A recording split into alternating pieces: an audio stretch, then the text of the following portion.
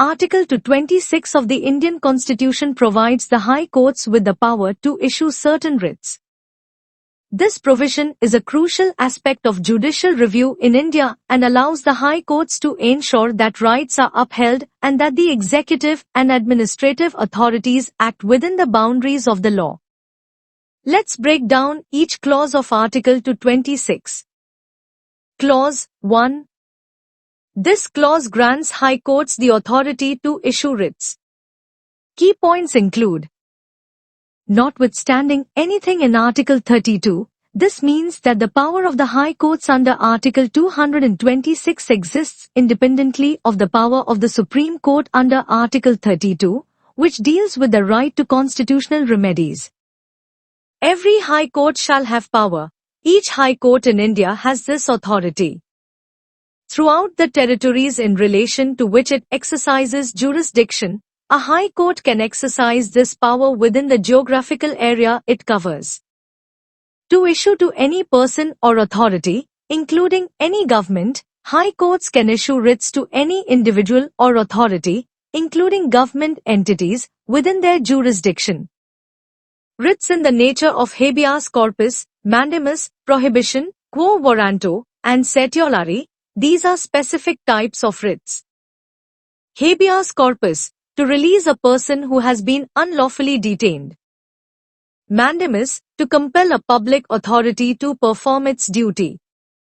Prohibition, to stop a lower court or tribunal from exceeding its jurisdiction. Quo warranto, to challenge the legality of a person's claim to a public office. Certiorari, to transfer a case from a lower court to a higher court for review. For the enforcement of any of the rights conferred by Part 3 and for any other purpose, this means writs can be issued to enforce fundamental rights, Part 3 of the Constitution, or for other legal purposes. Clause 2. This clause expands the territorial jurisdiction of the High Courts in issuing writs.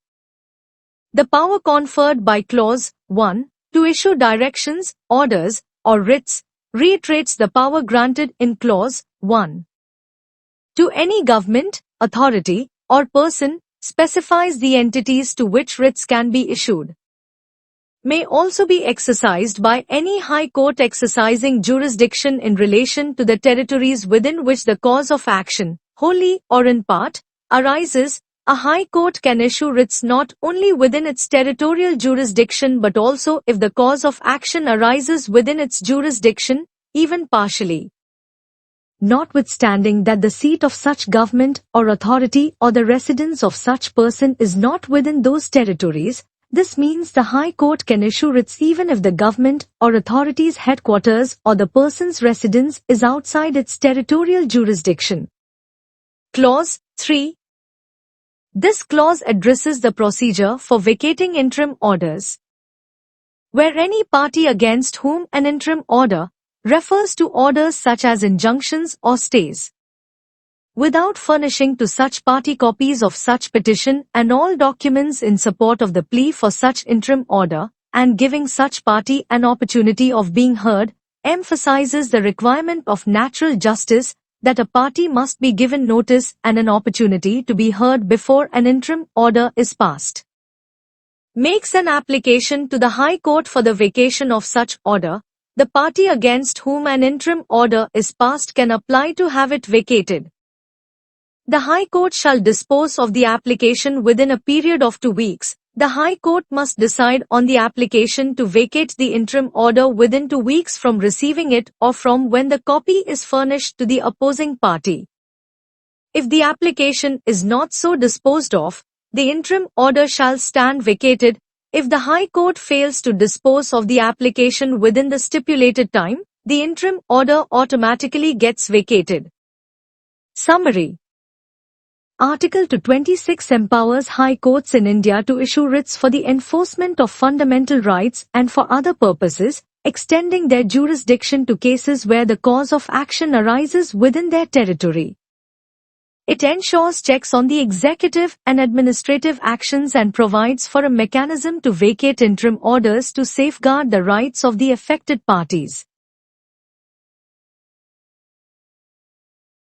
The Constitution of India. Part 6. The States. Chapter 5. The High Courts in the States. Article 226. Power of High Courts to issue certain writs. 1. Notwithstanding anything in Article 32, every High Court shall have power, throughout the territories in relation to which it exercises jurisdiction, to issue to any person or authority, including in appropriate cases, any government, within those territories directions, orders or writs, including writs in the nature of habeas corpus, mandamus, prohibition, quo warranto and certiorari, or any of them, for the enforcement of any of the rights conferred by Part 3 and for any other purpose. 2. The power conferred by Clause 1, to issue directions, orders or writs to any government, authority or person may also be exercised by any High Court exercising jurisdiction in relation to the territories within which the cause of action, wholly or in part, arises for the exercise of such power, notwithstanding that the seat of such government or authority or the residence of such person is not within those territories. 3. Where any party against whom an interim order, whether by way of injunction or stay or in any other manner, is made on, or in any proceedings relating to, a petition under Clause 1, without a. Furnishing to such party copies of such petition and all documents in support of the plea for such interim order, and b. Giving such party an opportunity of being heard, makes an application to the High Court for the vacation of such order and furnishes a copy of such application to the party in whose favor such order has been made or the counsel of such party. The High Court shall dispose of the application within a period of 2 weeks from the date on which it is received or from the date on which the copy of such application is so furnished, whichever is later, or where the High Court is closed on the last day of that period, before the expiry of the next day afterwards on which the High Court is open, and if the application is not so disposed of, the interim order shall, on the expiry of that period, or, as the case may be, the expiry of the said next day, stand vacated.